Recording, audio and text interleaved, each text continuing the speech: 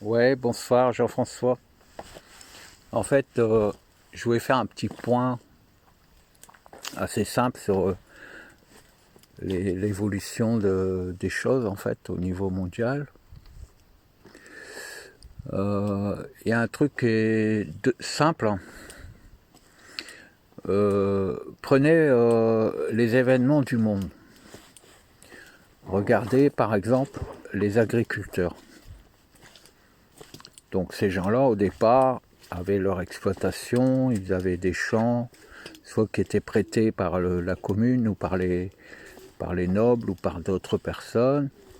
Ils avaient leurs chevaux ou leurs tracteurs et tant bien que mal, en fait, ils cultivaient leurs champs.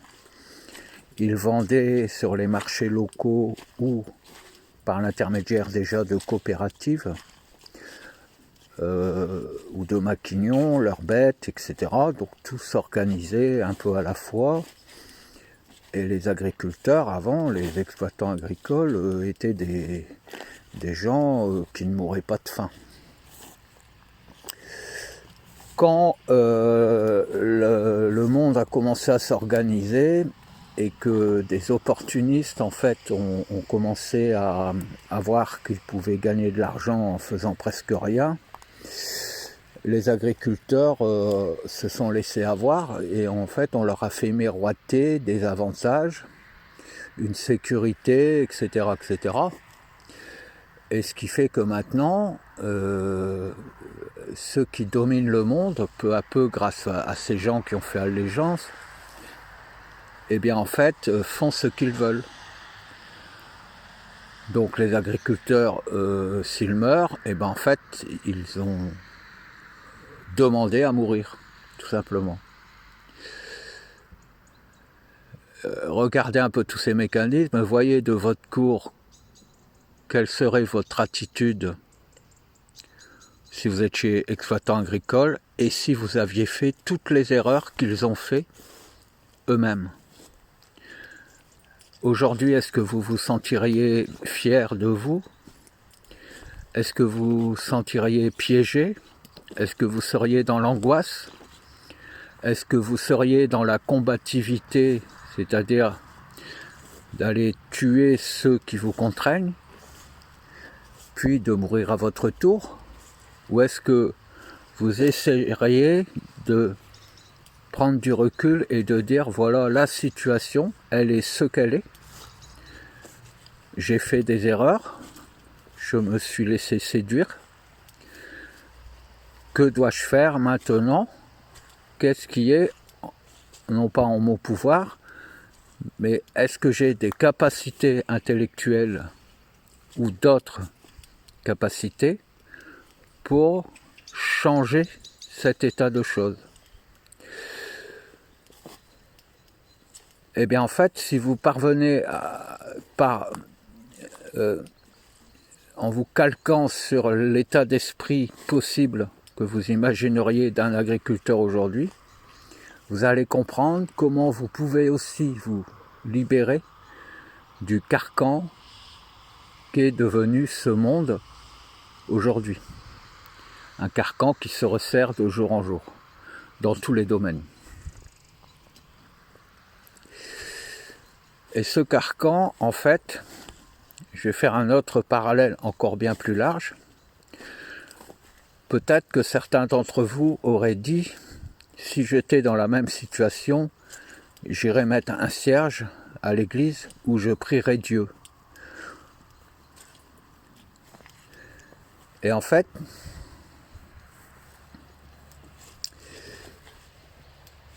ce que j'ai compris, c'est que la religion, c'est en fait un monde préfabriqué, un monde psychique préfabriqué. Si vous prenez les prophéties, par exemple, on nous dit preuve que les prophéties sont réelles, puisque Daniel avait prophétisé la venue du Christ au moins 400 à 500 ans avant qu'il ne vienne sur terre. Donc ça c'est super, donc ça donne confiance. Et on dit, ben ouais, c'est quand même super, c'est extra sensoriel. Donc moi aussi je peux avoir des capacités extrasensorielles. Et il y a bien une force dans la nature ou dans le ciel qui agit. Et il y a bien des gens qui peuvent percevoir le futur. Eh bien en fait, si au contraire vous saviez que cette force du ciel ou de la nature, elle s'appelle simplement la vie, et que la vie n'est pas conditionnelle, c'est-à-dire qu'elle abonde tout le cosmos, et certaines personnes bénéficient de la vie, mais que cette énergie n'a pas d'avis sur vous-même ou d'avis sur d'autres. Eh bien en fait, on peut la manipuler. C'est une force immense, mais qui est totalement innocente. Donc avec un peu de persuasion, avec un peu de piège tendu, on peut en faire ce que l'on veut. On peut la violer en permanence. Comme les organisateurs de ce monde ont en quelque sorte trompé et violé les agriculteurs.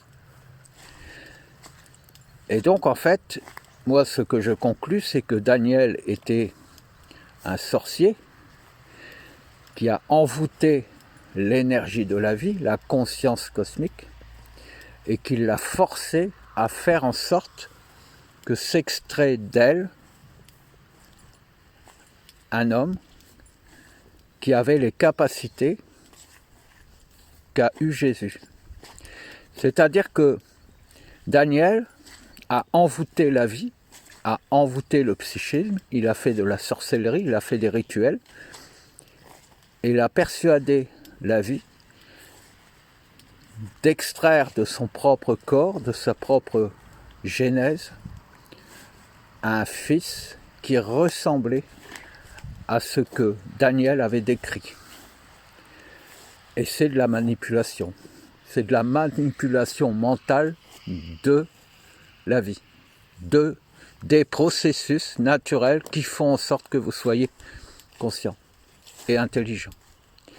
Ça veut dire simplement que toute religion, quelle qu'elle soit, toute croyance, tout ce qui n'est pas inné en l'homme, tout ce qu'on doit lui apprendre et tout ce sur quoi il doit travailler, sur quoi il doit faire des efforts, non pas pour comprendre, mais pour forcer sa propre conscience à croire en ce qu'il découvre ou qu'il croit découvrir par l'intermédiaire d'autres personnes, c'est une forme de sorcellerie.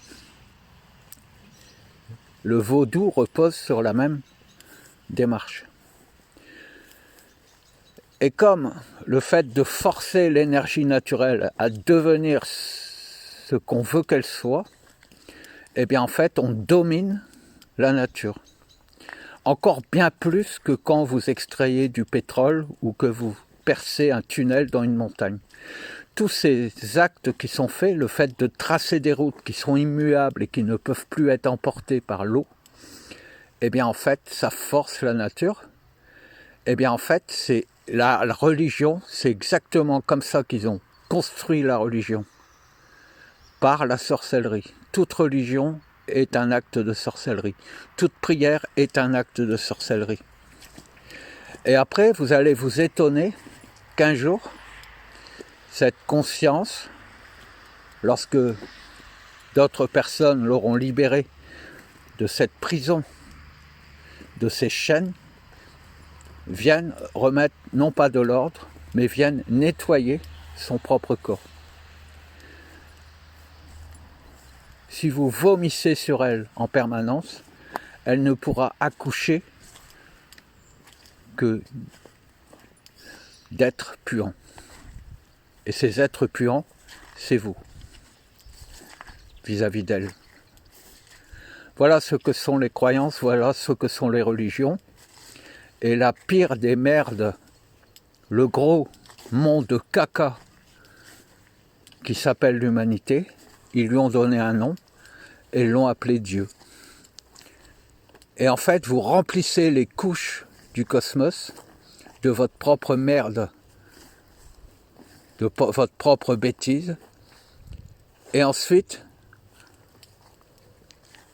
vous lui demandez de marcher à votre place et de vous sauver. Eh bien en fait, si vous ne vous posez pas ces questions, tout ce que vous méritez, c'est de finir étouffé dans le caca des vaches. De finir étouffé dans le caca de ce fameux enfant divin dont vous croyez qu'il viendra vous sauver. Vous êtes une partie de cette conscience. Vous y avez en tout cas accès. Et elle vit en vous comme elle peut. Et tout ce que vous subissez, ce sont des choses que vous avez vous-même engendrées. Ça, je vous l'affirme et je ne me tuerai à le répéter. Je vais vous faire une petite blague qui est très simple, mais qui va vous faire comprendre quelque chose. Tout le monde parle des entités, tout le monde parle de Satan, en disant c'est Satan qui fait faire des bêtises aux hommes. Eh bien en fait, je vais vous dire que vous êtes comme un doigt cosmique, et un doigt est entouré d'une peau. Et à part avec une aiguille, on ne peut pénétrer la peau. Et des aiguilles qui sont capables de pénétrer votre ADN, il n'en existe pas. Ça n'existe que pour votre corps, mais ça n'existe pas pour votre esprit. Et ça, c'est la sauvegarde de la conscience cosmique. C'est ça qui lui permet de savoir qui vous êtes vraiment. Si vous subissez des conséquences de manipulateurs, c'est que vous-même, vous êtes le manipulateur. Parce que vous manipulez le cosmos. Tout ce que vous subissez, c'est vous-même qui le provoquez, directement. Les autres ne peuvent que créer des évidements dans votre chair et venir mettre le point sur votre peau. Et vous, comme vous aimez le contact, vous bandez vos muscles et vous faites en sorte que leur point reste bien en contact avec vous pour sentir leurs vibrations. Et votre corps subit leurs vibrations, si tant est qu'au bout d'un moment, aussi bien qu'au bout d'un moment, il commence à apprendre à vibrer comme d'autres le font vibrer. Vous êtes tous comme une femme qui emprisonnerait le sexe de son amant pour avoir l'impression d'être pénétrée en permanence, parce qu'elle a peur du vide. Et pourtant, le sexe ne se greffe pas dans l'utérus. Il n'est qu'en contact avec une muqueuse qui est en fait votre surface psychique. Mais si vous acceptez de vibrer ou de subir les conséquences de personnes qui viennent vous empaler, puis vous faire vibrer comme une marionnette et vous faire aller là où ils veulent parce que ça vous fait jouir à l'intérieur, eh bien en fait, vous embarquez avec vous votre propre vérité et votre propre vérité est forcée au bout d'un moment de devenir un mensonge. Et ça veut dire que vous violez en permanence le Dieu que vous vénérez. Et ce Dieu que vous vénérez, c'est-à-dire le Dieu humain, lui-même empêche la conscience cosmique de vous guérir et de devenir elle-même un être vivant en perfection. Voilà. Donc aujourd'hui, vous n'aurez plus le choix puisque vous allez être détruit. Certaines personnes seront détruites partiellement, c'est la petite mort, et d'autres seront détruites totalement. Voilà. Il faut savoir que vous êtes maître de votre destin. Et il faut arrêter de rejeter la faute sur d'autres. Vous êtes tous des adultes. Vous n'êtes plus des enfants. Et je vous signale que la symbolique de la décision de Macron de couper les réseaux sociaux pour les jeunes de 15 ans signifie simplement que vous-même, vous allez être coupé de l'assistance de ce Dieu que vous vénériez. Parce que ce Dieu lui-même, certains sont en train de lui casser la gueule. Et c'est l'absolu lui-même qui va tuer le Dieu que vous vénérez. Donc certains mourront avec lui, et ils mériteront de mourir.